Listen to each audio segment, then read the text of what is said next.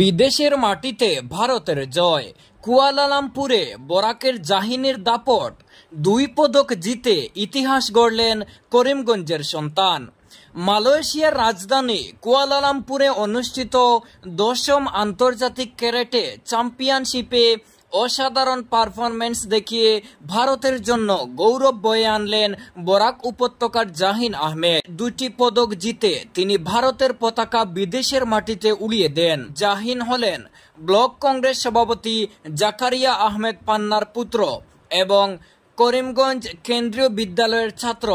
তার এই অর্জনে গোটা বরাক উপত্যকায় আনন্দের জোয়ার বয়ে গেছে। ভারতে ফিরে আসার পর করিমগঞ্জে এক জাকালু সংবর্ধনার আয়োজন করা হয়।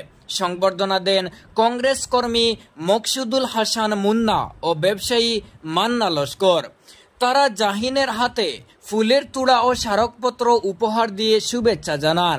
সংবর্ধনা অনুষ্ঠানে বক্তব্য রাখতে গিয়ে মকসুদুল হাসান মুন্না বলেন, জাহিন শুধু বদরপুর নয়, পুরো বরাক উপত্যকার গর্ব। পরিশ্রম ও অধ্যবসায় থাকলে আন্তর্জাতিক পর্যায়েও সফল হওয়া যায়, তা জাহিন প্রমাণ করেছে। অন্যদিকে মান্না লস্কর বলেন, জাহিনের এই সাফল্য আমাদের এলাকায় নতুন প্রেরণা যোগাবে। আমরা চাই সরকার ও প্রশাসন তার প্রতিভাকে আরও বিকশিত করার সুযোগ করে দিক। সর্বশেষে কৃতজ্ঞতা জানিয়ে জাহিন আহমেদ বলেন, সবার ভালোবাসাই আমার প্রেরণা। ভবিষ্যতে আরও পরিশ্রম করে দেশের নাম উজ্জ্বল করতে চাই।